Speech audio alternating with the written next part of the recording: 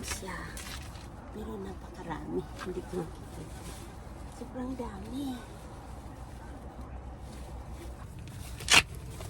Ay, grabe guys. Ang dami talagang bunga.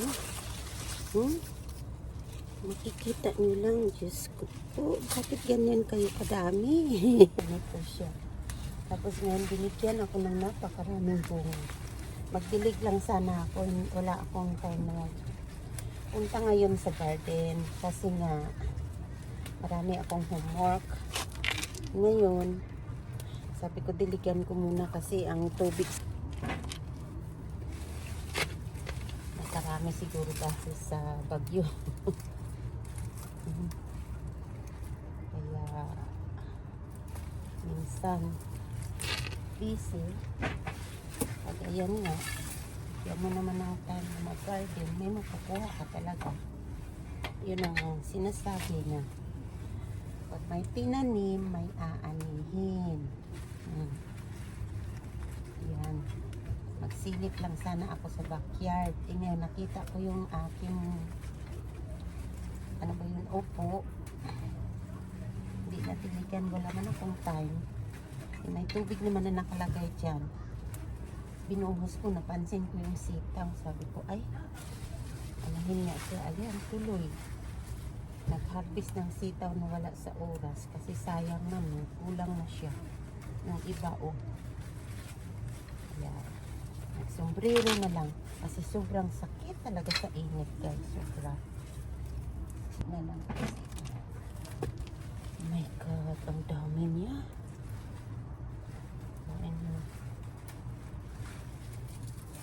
Grabe ko, ang dami nila. Yung akalain nga ganyan sila ang pinatago ng sitaw dito na kakarami. Ako ayaw makapaniwala na ganito kadami.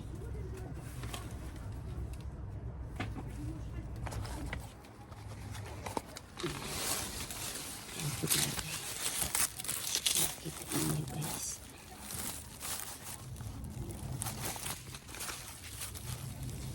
Napakarami guys talaga yung kita ko.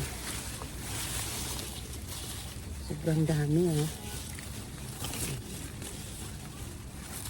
yung ano ba to yung ano ba to tawag? Bagyo beans. Mga pandak niya. Napakarami talaga. Bunga pala lahat sa tababa. Marami siyang dahon sa taas. Pag tingnan mo pala sa baba ay bunga lahat. My goodness. Padami talaga. Kita ko sa inyo mamaya. Sobrang dami nila. Ano to? Adubuhin. Uy. Ang isang puno, napakaraming makuha mo guys. Sus, ginoo.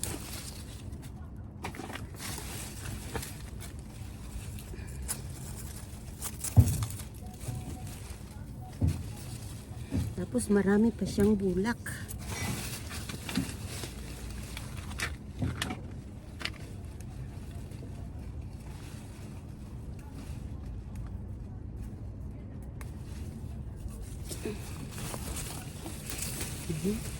Kita mo guys.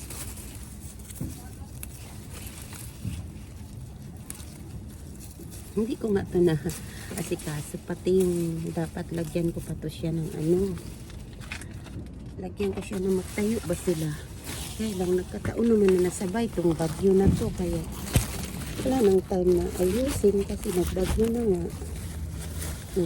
Kita ka sa inyo guys. Marami.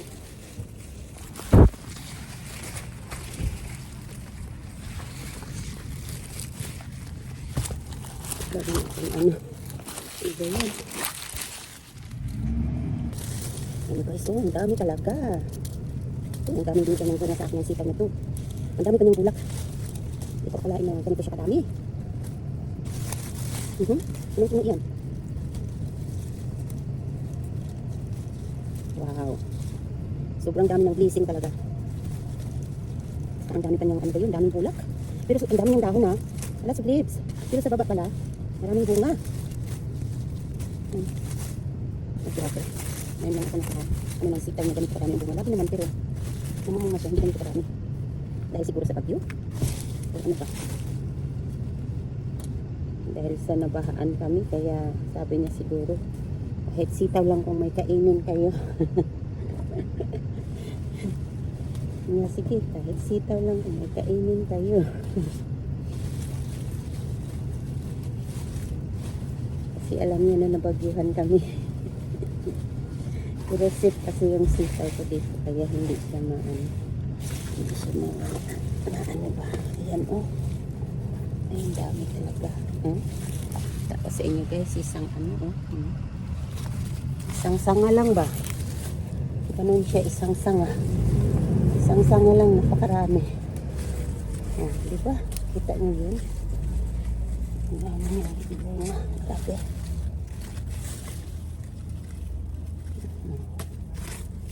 Isang sanga, puno ng bunga. Saan ka makakita niyan? Dito lang sa tanim ni Gina. Oh my goodness. Ang dami. Daga niya.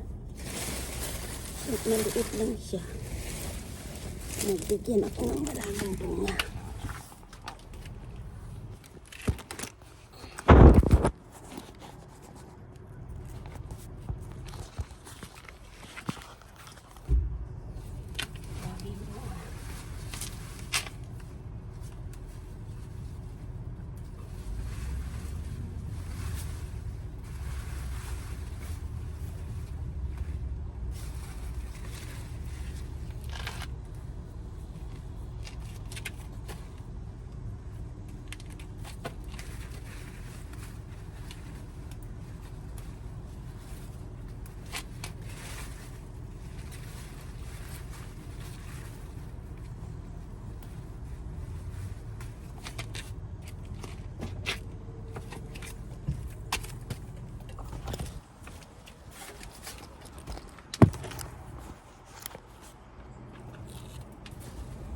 Mahirap sila kunin.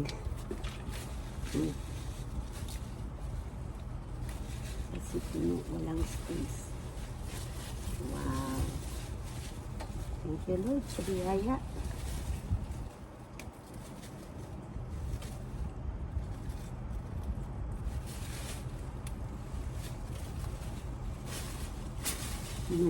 Grabe, sa isang sanga, napakarami. Hindi nga ito masyado na asikaso kasi diligan lang, okay na. Wala mang, ano siya guys, organic to kasi wala akong nailagay dito kahit ano, tubig lang. Tubig lang dinidilig dito, walang fertilizer. Hindi rin ito na-sprayhan. Kasi nga dahil sa kabisihan ko, hindi na asikaso yung garden. Kasi pag galing ko sa work, tuloy-tuloy na ako sa school ko. Kaya hindi ko ito naasikaso ng garden ko. Tinanim lang at iniwan. Sili na lang nga ito minsan nagbibilig. Uy, siyang nagbibilig nito kasi wala nga akong time. Yan. Ay, ang dami.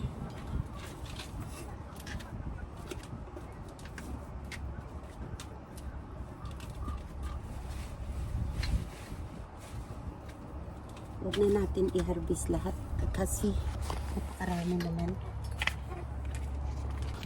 Maliit lang siya, ilang ano lang yan, pero napakarami. Ayan. Sa ilalim pala ang bunga.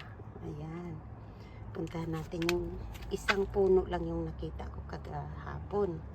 Kaya sabi ko ay siguro may bunga. Ito, puntahan natin yung isa. May mga kangkong ako. Kaya lang dahil sa baha, hindi namin naayos. Ito yung nakita ko kahapon habang naglagay ako ng pala. Ayan. Ayan. Kita nyo? Pakarami. Isang puno lang to. Nakita ko siya kahapon. Sabi ko, ay may bunga pala. Naka ano lang dito sapat ng ano ko ang palaya. Kaya ayun, nakita ko siya kahapon dito paglagay ko ng akyatan ng ano ko, ang palaya. Ko ay namunga siya. Yun pala. Yung mga, isang ano lang to isang puno dito o isang gulayan sa isang puno. Niwala kayo dyan. Ang dami guys hanggang puno. Kita niyo yan? Napakarami. Isang puno lang yan. Kaya pag ganitong klaseng beans ang itanim nyo guys. Dati may tanim ako nito, 2 puno lang ata. Napakarami. Pero alam niyo, ang tinanim ko naman talaga yung balatong ba? Mahaba. Iwan ko ba't itong lumabas. Hinahanap nga namin. Sabi ko kay Lynn, kitang-kita mo naman na yung tinanim ko, yung mahaba, di ba? Pero ito yung lumabas, guys. Iwan ko. Naghimala. Oh, sa isang puno, isang gulayan. Ayan, ang dami kong ano. Pins kung kailan ito magkulay. Pakarami, di ba? Wow. Yung aking mga ano, lumalabas na rin. Aking, ano ba yan? Yung paper, lumabas na sila. Okay. Okay guys, thank you. At ito, karami ang na-harvest ko. Ayan na siya guys. Oh, diba? Napakarami. Ganon kadami ang na-harvest kong beans. Wow. Grabe yan, no? Dami.